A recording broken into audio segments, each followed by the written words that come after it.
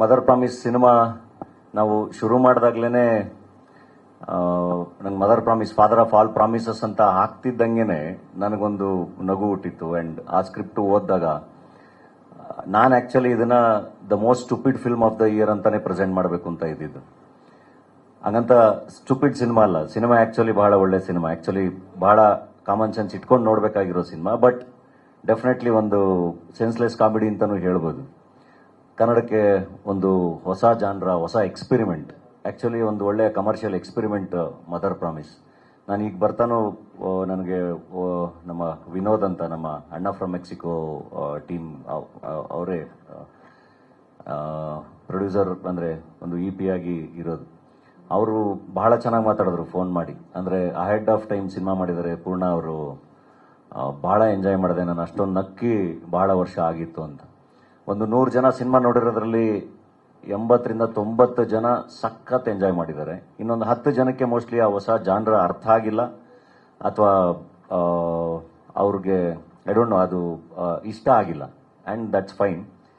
But ಥಿಯೇಟ್ರಲ್ಲಿ from the premieres ಇಂದ ಹಿಡಿದು ಎಲ್ಲರೂ ಬಹಳ ಚೆನ್ನಾಗಿ ಎಂಜಾಯ್ ಮಾಡಿದ್ರು. ಆ್ಯಂಡ್ ಈವನ್ ಮಾಧ್ಯಮಗಳು ಕೂಡ ಪ್ರತಿಯೊಬ್ಬರು ಸಿನಿಮಾ ನೋಡಿರೋರು ಬಹಳ ಖುಷಿಪಟ್ಟು ಬಹಳ ಒಳ್ಳೆ ರಿವ್ಯೂಸ್ಗಳನ್ನ ಬರೆದ್ರು. ಆ್ಯಂಡ್ ಐ ಥಿಂಕ್ ಮದರ್ ಪ್ರಾಮಿಸ್ಗೆ ಬಂದಿರೋಷ್ಟು ಅಂದರೆ ಸಿನಿಮಾ ನೋಡಿ ಅವರವರೇ ವಿಡಿಯೋಗಳನ್ನ ಮಾಡಿ ಸಿನಿಮಾ ಬಗ್ಗೆ ಎಷ್ಟೋ ಮಾತಾಡಿದ್ದಾರೆ. ಅಂದರೆ ನಾನು ಅದನ್ನೆಲ್ಲ ನೋಡ್ತಿದ್ದಾಗ ಇಷ್ಟು ಸಿನಿಮಾಗಳು ಪ್ರೊಡಕ್ಷನ್ ಮಾಡಿದೀವಲ್ಲ, ಇದರಲ್ಲಿ ಮದರ್ ಪ್ರಾಮಿಸ್ ಸಿನಿಮಾಗೇನೆ ಇಷ್ಟೊಂದು ವಿಡಿಯೋಗಳನ್ನ ಪ್ರೇಕ್ಷಕರೇ ಮಾಡಿ ಹಾಕಿರೋದು. ಸಖತ್ತಾಗಿದೆ ಸಿನಿಮಾ ಅಂತ ಹೇಳಿ. ಆ್ಯಂಡ್ ನಮಗೆ ಬಹಳ ಚೆನ್ನಾಗಿ ಆಯಿತು ಕೂಡ. ಫಸ್ಟ್ ವೀಕ್ ಬಹಳ ಚೆನ್ನಾಗಾಯಿತು ಮಲ್ಟಿಪ್ಲೆಕ್ಸ್ಗಳಲ್ಲಿ ಶೋಗಳು. ಆ್ಯಂಡ್ ಈಗ 2ನೇ ವಾರಕ್ಕೆ ಕಾಲಿಡ್ತಾ ಇದ್ದೀವಿ. ಸೊ ಹಾಗಾಗಿ ಒಂದು ಅಂದರೆ ಒಂದು ಇಡೀ ತಂಡ ಇದೆ ಆ್ಯಕ್ಚುಲಿ. ಹಲೋ ಸೊ 2ನೇ ವಾರಕ್ಕೆ ಕಾಲಿಡ್ತಾ ಇದ್ದೀವಿ. ಇನ್ನು ಏನು ಚೆನ್ನಾಗಾಗಿದೆ ಅದಕ್ಕಿಂತ ಬಹಳ ಚೆನ್ನಾಗಿ ಆಗಬೇಕು ಈ ಸಿನಿಮಾ ಅನ್ನೋದು ನಮ್ಮ ಎಕ್ಸ್ಪೆಕ್ಟೇಷನ್ಸ್. ಹಾಗಾಗಿ ಒಂದು ಡಿಸ್ಕಷನ್ ಮಾಡೋಣ ಅಂತ ಹೇಳಿ ಇವತ್ತು ಪ್ರೆಸ್ ಮೀಟ್ ಮಾಡಿರೋದು. ಸೊ ಏನಾದರೂ ಪ್ರಶ್ನೆಗಳಿದ್ರೆ ಕೇಳಿ. I think interaction is better. ನಾವೇ ಕುತ್ಕೊಂಡು ಏನೇ ಮಾತಾಡ್ಕೊಂಡು ಹೋದ್ರೂ ಅದು ಏನೋ ಹೇಳ್ತಾ ಇರ್ತೀವಿ ಬಿಟ್ರೆ ಅದರಿಂದ ಏನಂತ ಹೊಸದೇನೋ ಬರಲ್ಲ. ಸೊ ಬೆಟರ್ ನೀವು ಪ್ರಶ್ನೆಗಳು ಕೇಳ್ತಾ ಹೋದ್ರೆ, ಒಂದು ಇಂಟ್ರಾಕ್ಷನ್ ಮಾಡಿದ್ರೆ ಅದು ಬಹಳ ಚೆನ್ನಾಗಿರುತ್ತೆ. ನಿರ್ದೇಶಕರಿದ್ದಾರೆ, ನೀವು ಸಿನಿಮಾಗಳು ನೋಡಿದಿರಿ, ನಿರ್ದೇಶಕರನ್ನ ಎಷ್ಟು ಬೇಕಷ್ಟು ಪ್ರಶ್ನೆಗಳು ಕೇಳ್ಬೋದು.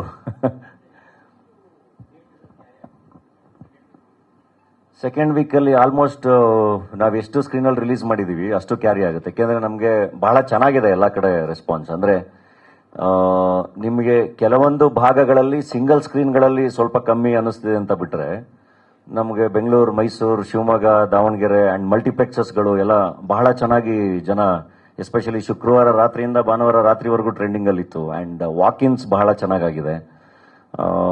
ಸೊ ಆಲ್ಮೋಸ್ಟ್ ಅಷ್ಟರಲ್ಲೂ ಕ್ಯಾರಿ ಮಾಡ್ತೀವಿ. ಅಂದರೆ ಒಂದಿಷ್ಟು ಸಿಂಗಲ್ ಸ್ಕ್ರೀನ್ಗಳನ್ನ ಅಂದರೆ ತೆಗಿತೀವಿ, ಬಟ್ ಎಲ್ಲೆಲ್ಲಿ ಕಲೆಕ್ಷನ್ ಬಹಳ ಚೆನ್ನಾಗಿದೆ ಅದನ್ನು ಹಂಗೆ ಕ್ಯಾರಿ ಮಾಡ್ತೀವಿ. ಅಲ್ಲ ಇದು ಈ ಸಿನಿಮಾ ಎಸ್ಪೆಷಲಿ ನಮಗೆ ವರ್ಕ್ ಆಗಿರೋದು, ಈ ಸಿನಿಮಾ ನಮಗೆ ಅದೇ ಒಂದು ಕ್ಲಾಸ್ ಸಿನಿಮಾ ಥರ ವರ್ಕ್ ಆಗಿದೆ.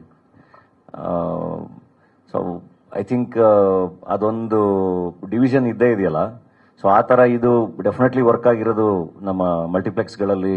ಈ ಥರ ಒಂದೊಳ್ಳೆ ಡೀಸೆಂಟ್ ಫ್ಯಾಮಿಲಿ ಎಂಟರ್ಟೈನರ್ ಆಗಿ ಒಂದು ಸಖತ್ ನಕ್ಸೋ ಒಂದು ಸಿನಿಮಾ ಆಗಿ ಬಹಳ ಚೆನ್ನಾಗಿ ವರ್ಕ್ ಆಗಿದೆ. ಇಟ್ಸ್ ನಾಟ್ ಅಂದರೆ ರೆಗ್ಯುಲರ್ ಫಾರ್ಮ್ಯಾಟ್ ಸಿನಿಮಾ ಅಲ್ಲ, ಡೆಫಿನೆಟ್ಲಿ ಅನ್ ಎಕ್ಸ್ಪೆರಿಮೆಂಟ್, ಬಟ್ ಒಂದೊಳ್ಳೆ ನಗಿಸೋವಂಥ ಎಕ್ಸ್ಪೆರಿಮೆಂಟ್ ಇದು.